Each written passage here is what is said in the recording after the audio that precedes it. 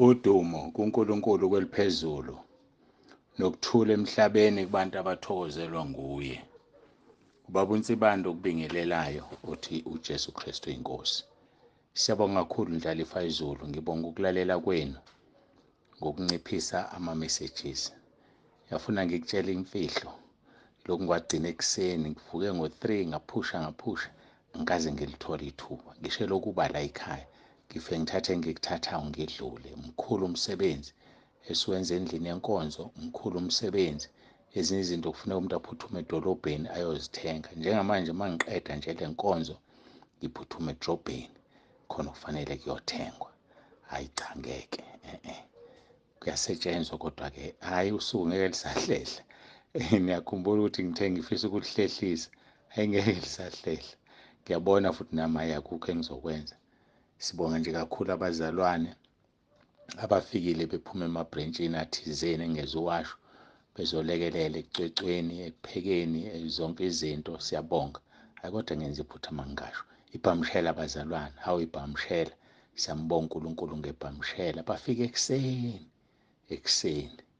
Mangizwa futhi ngi-understand ungathi baphindele emuva. Angazi-ke mase kushintshile. Bayabuya futhi kusasa sebeze enkonzweni. Hawu siyambonga uNkulunkulu. Nabo-ke abala ekhaya abahlale besilekelela. Siyambonga uNkulunkulu ngendlela emangalisayo ngebhamshela. Nangani nonke siyazi abaningi abakwazanga ukuza bafisile base beyanikela. uNkulunkulu anibusise nonke egameni likaJesu. Ake sikhulekele kuye enkonzweni simbonga uNkulunkulu nangabantwana bakhe abenze umsebenzi ongaka. Kunzima kuyasetshenzwa kodwa umuhle uNkulunkulu wethu. Sitha futhi siyahlasela kodwa ngomsa kaNkulunkulu siyanqoba. Babongcwele babolungileyo egameni lomfelo wethu uJesu ophilayo. Siyabonga Nkosi ngokusithanda kwakho, siyabonga ukusibiyela, siyabonga ukusigcina. uNkulunkulu wethu akekho ufana nawe, akekho njengawe. Ubiyele Nkosi umsebenzi wakho. Cela ubusise abantwana bakho abafikile bazosebenza. Abantwana bakho Nkosi ngokuhlukana kwabo. Abala khona abasikhonza nabo njalo la ekhaya, nesingakhonzi nabo abafikile ngoba bakhona abanye ngaphandle kwasebhamshela abafikile. Siyabonga uNkulunkulu wethu. Ngeke ngibabale, uyabazi wena ngoba unguNkulunkulu. Babusise Nkosi, benze umsebenzi wabalula ngendlela emangalisayo. Siyamangala Nkosi ukuthi kanti lolu suku lwakusasa lusiphatheleni uma isimo sinje. Uma Nkosi usekela ngalendlela uthinta abantwana bakho. Mina sengiyamangala. Kodwa sishiyela kuwena elakho icebo lingevinjwe umuntu. Njengoba ukubekile komunye umntwana kaNkulunkulu ezwa izwi likhuluma naye ukuthi ayeke ukuya emngcwabeni aka-athende ngoba uzobe ukhona, ngoba kuzobe kubonakaliswa amandla akho. Sikhulekele icebo lakho Nkosi, nabantwana bakho abezayo kusasa bagcine ubalondoloze, noma sebephindele emuva bagcine. Inkonzo siyinikela kuwena, konke sikunikela kuwe. Namanje-ke le nkonzo siyacela Nkosi uqhubeke ngomoya wakho ingcwele, khulumisane ney'mpilo zethu. Sicela ngoJesu inkosi ephilayo. Amen. Jesu Kristu inkosi bangcwele. Hayi asiqhubekeni umsebenzi kaNkulunkulu. Sifunda abaseThesalonika bokuqala chapter 5 verse 16 kuya ku-22. Sikhuluma ngokumbonga uNkulunkulu nokumdumisa. Awubazalwane, siyamdumisa uNkulunkulu kukho konke, ngokuba konke kuyintando yakhe ngathi. Kuyintando yakhe kuKristu Jesu ngathi. Asifunde verse 16, thokozani njalo, khulekaneni ngaphezi. Kukho konke bongane ngokuba lokhu kuyintando kaNkulunkulu kuKristu Jesu ngani. Ningamcimi umoya, ningakudeleli ukuprofetha. Vivinyani konke, nibambisise okuhle. Dedane kukho konke okubonakala kukubi. Sifunde abokuqala abaseThesalonika isahluko chapter 5 verse 16 kuya ku verse 22. Uxolo.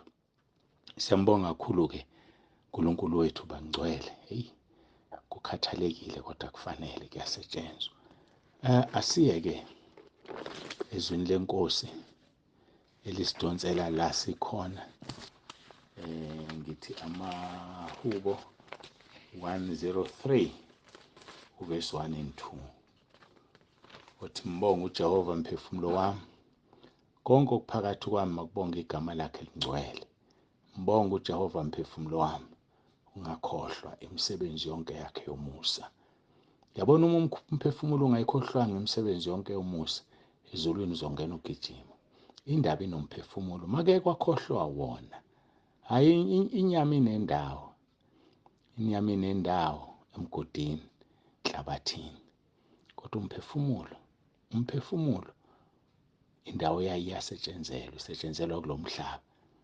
Ufuna umphefumulo wakho ujabule ingunaphakade, noma ufuna umphefumulo wakho ukhale ingunaphakade. Kukuwena-ke mntakababa.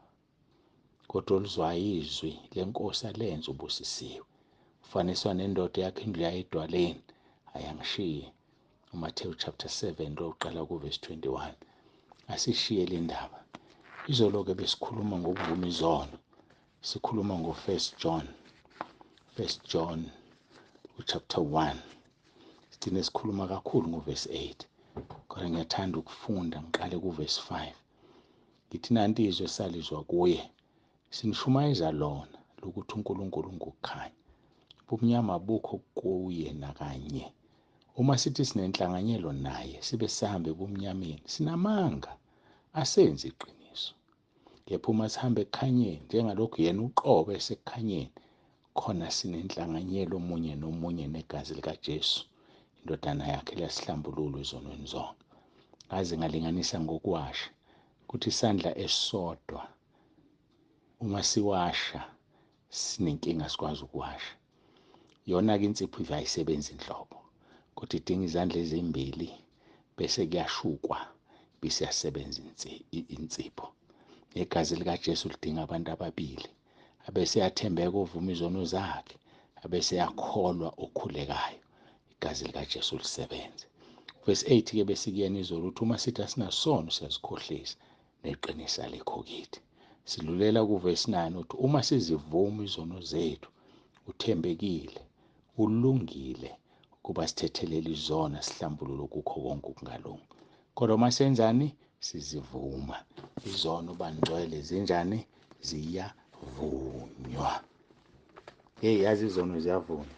Abantu abaningi abayiqondile umfihlakalo yezono ezivunywayo. Ukuvuma isono, ukuvuma ukuthi ukwenzile. Masibheka amaHubo 32. Ngizofunda uverse 1 no-2 kodwa ngishahe ku-5. Athi ubusisiwe isiphambeko sakhe sithethelelwe, osono sakhe sisibekelwe. Verse 2. Ubusisiwe umuntu uJehova angambaleli isiphambeko kungekho nkohliso emoyeni wakhe. Zithathele nasi isibusiso. Kuyisibusiso kuba ube umuntu osuvuma izono. Kuyisibusiso ukuthi ube umuntu isiphambeko esingasabalelwa kuye. Bayayazi indaba eziphambeko ezingabalelwa kubo abanye. Kunezimo ezidala ukuthi ngibakhulekele, ngithi inkosi ngambaleli lokhu lo. Bayazazi ngabakhulekela kanjalo. Uthi verse 2, ubusisiwe kumuntu angambaleli isiphambeko kungekho nkohliso emoyeni wakhe. Nasi isibusiso zithathele. Athi verse 1, ubusisiwe isiphambeko sakhe sithethelelwe, osono sakhe sisibekelwe. Siyasibekelwa. Usithethelela uNkulunkulu abese simboza. Uthi ku-verse 5, ngasivuma isono sami kuwe, angisifihlanga isiphambeko sami. Ngathi ngiza kuzivuma izono zami kuJehova, wena wathethelela icala lesono sami. Wena wathethelela icala lesono sami. Bazalwane, siyavunywa isono. Asifihlwe isiphambeko. Zivume izono. Uvume ukuthi uwonile. Uvume ukuthi uyenzile into. Uma uvuma kuyachaza ukuthi ngenze lokhu nalokhu nalokhu nalokhu. Ukuvuma isono lokho. Isono siyavunywa bazalwane.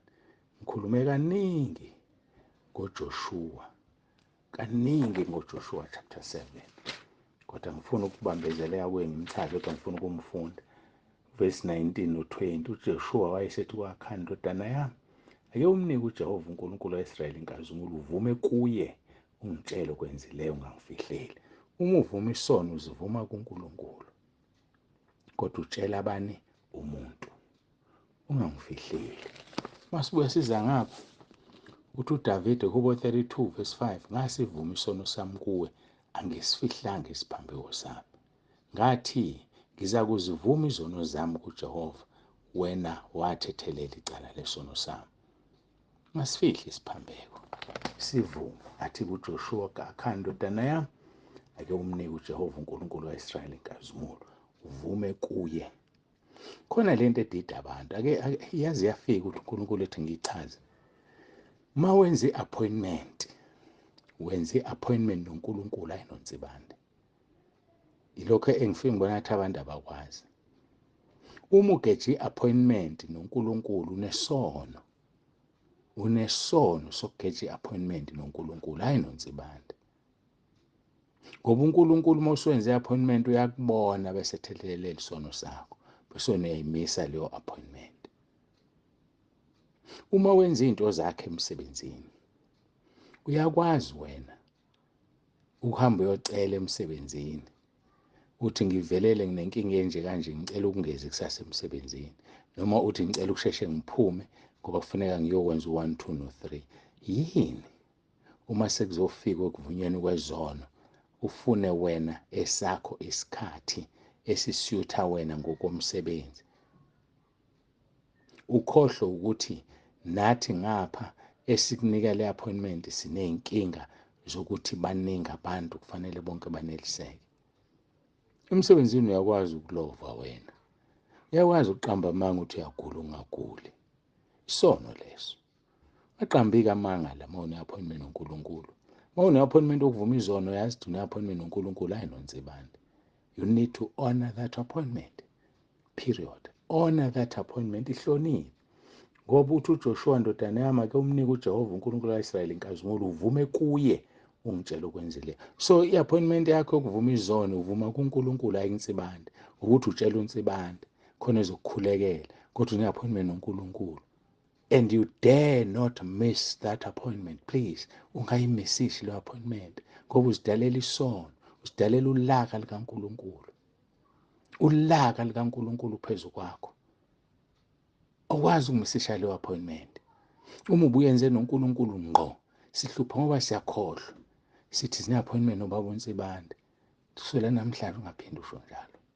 Thina ngine-appointment noNkulunkulu. Hayi ngoba uNsibande uNkulunkulu. Cha, ngiyena uNkulunkulu, angilutho mina. Angilutho mina, ngimbongole egitshelwe. Hloniphe i-appointment yakho. Uthi kuverse 20 kaJoshua 7, Akhani wamphendula uJoshua wathi, kuyiqiniso ngonile kuJehova uNkulunkulu wa-Israyeli ngenzile ukuthi nokuthi. So spill it out. Xolo, khuluma yonke into eyenzekile. Uthi verse 5 ka-chapter 32 wamaHubo, ngasivuma isono sami kuwe, angisifihlanga isiphambeko sami, ngathi ngizakuzivuma izono zami kuJehova, wena wathethelela icala lesono sami. Ziyavunywa-ke izono, bazalwane, izono ziyavunywa.